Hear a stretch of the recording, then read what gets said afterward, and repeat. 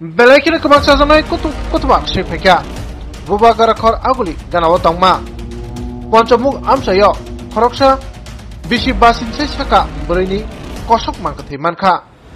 Patibungna toine amtoli PhD nai mathangrok patma the thangsogikya logi forensic team bahaino thangsogikya. Nukuni borongni koksitumu obrino kebo themrangro. Sasung tonghoni saimanino obotike song sitra khlai puthar kana nei. Obotike kosok menamjak mangkathi mamrai belakina tongkhlajak amchai. আমি যা দেখছি এটা কোনো ভুল ত্রুটি নেই। এটা আপনি কি মৃতদেহটি দেখছেন? হ্যাঁ, মৃতদেহই দেখছেন। দেখে কি মনে হয়েছে?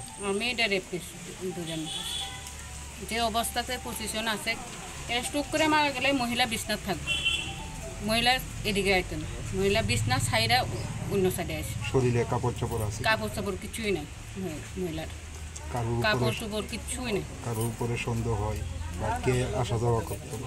এটা ছাড়া আমরা এটা করতে পারতাম না, আমরা কন্টিনিউ তো আসা যাওয়া করি না, এদিকে আসা যাওয়ার মধ্যে কে থাকতো। কিন্তু হ্যাঁ তাইনের ছেলে মারা গেছে যেহেতু দুনিয়ার পাড়াপতি আসতো, আজকে একটা পাড়া প্রতিবেশী কেউই নেই। কি কারণে মানে তো ওনার সঙ্গে কি যোগাযোগ আছে? ওনার সঙ্গে যোগাযোগ আমরা তো বেশি হয় না, তাইনের তো মোবাইলে সুযোগ হয়ে রয়েছে, কেমনে মোবাইলে যোগাযোগ করি, মোবাইল সুযোগ মোবাইলেও তো পাওয়া যেতেছে না। উনি যখন একা থাকতেন আপনার কি মনে হয় ওনার একাকিত্বের সুযোগ নিয়ে কেউ যাতায়াত করতেন? ইদানিং এই ঘটনাটা ঘটতে পারে। আগে এমন আসলো না, কেন নিরীহ পাইতেছে, এখন তো সামাজিক চলে গেছে এই অবস্থা। এটা ধরানো যে এই ঘটনা কতদিন ধরে এরকম? এটা মনে হয় এই কয়েকদিনের মধ্যে ঘটনা গেছে। আপনার কতদিন ধরে খবর পেয়েছেন? আমরা খবর পাইছি শুক্রবারে, রূপা আইসে যেদিন এদিনে আমরা মোবাইলে ফোন গেছে। নামটা কি? নামটা কি? মীরা দেব। বয়স 54। কি করতেন উনি? তাই রেহার কাজ করতো, বাসার কাজ করতো। সকাল 9টা সাড়ে 9টার সময় আমরা কাছে লোকাল পাবলিকে ফোন করছি যে একটা খালি বাড়ি, এই খালি বাড়িতে একজন ভদ্র মহিলা থাকতো দীর্ঘদিন ধরে, কিন্তু 10-12 দিন ধরে ছাড়া কোনো নাই, ঈশ্বরের শব্দ নাই যে আছে কি রয়েছে না অন্য জায়গায় গেছে।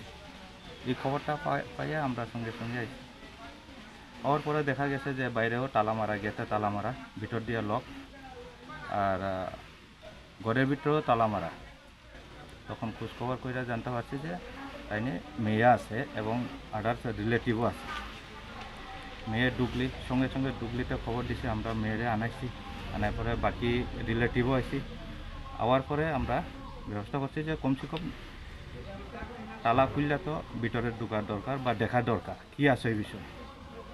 আর যখন তালা খুললে আমরা সবাই মিলে ছাড়া ইন প্রেজেন্স অফ উইটনেস এসে খুলছি, খোলার পরে দেখা গেছে যে গন্ধ সব কিছু বাইরে গেছে ভিতর থেকে। আমরা 100% শিওর হয়েছে যে ভিতরে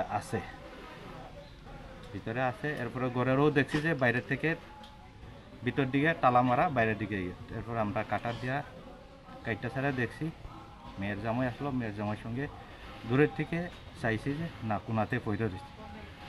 প্রাথমিক তদন্তে কি মনে হয় কিভাবে মৃত্যু হতে পারে? আচ্ছা, প্রাথমিক তদন্তে এখন তো ইনভেস্টিগেশনের ক্ষেত্রে কমন দেয় না। এরপরে আমরা অথরিটিরও খবর দিছি, ফরেন্সিক টিম, এক্সিকিউটিভ ম্যাজিস্ট্রেট স্যারেরা এসে, স্যারেরা অলরেডি দেখে গেছে, আমি নিজেও দেখছি। স্যার, ওনার যে রিলেটিভ যারা রয়েছেন হ্যাঁ, তাদের অভিযোগটা এরকম যে ওনার একাকিত্বের সুযোগ নিয়ে তার উপরে র্যাপের মতো কোনো ঘটনা ঘটতে পারে। সিমটম তারা দেখেছেন, তারা নিজেরও সামনে থেকে দেখেছেন। এরকম কোনো তথ্য পেয়েছেন? এরকম কোনো সিমটম আছে কিনা? তথ্য তো না এখন এই জায়গাতে তো বডি নাই হইলো 12-13 দিন হয়ে গেছে, অলরেডি ডিকম্পোজ হয়ে কমন যায়। এই জায়গাটা তো কওয়ার মতো কোনো কিছু না, সেই কারণে আমরা সাইন্টিফিক স্যার আছে, ম্যাডামও আইছে, আমরা প্রপার টিম অফ ডক্টর নিয়ে সেটা পিএম করার পরে যা পিএম রিপোর্টে আই। বডিটা কীরকম অবস্থায় ছিল? বডিটা তো পুরাটাই কইটে গেলে নেকেট, কিছু জায়গাতে কাপড় আছে, এই অবস্থাতে আমরা। আপনার নামটা? আমার নাম এসআই হিরেন্দ্র দেববর্মা, আমতলী পিএস।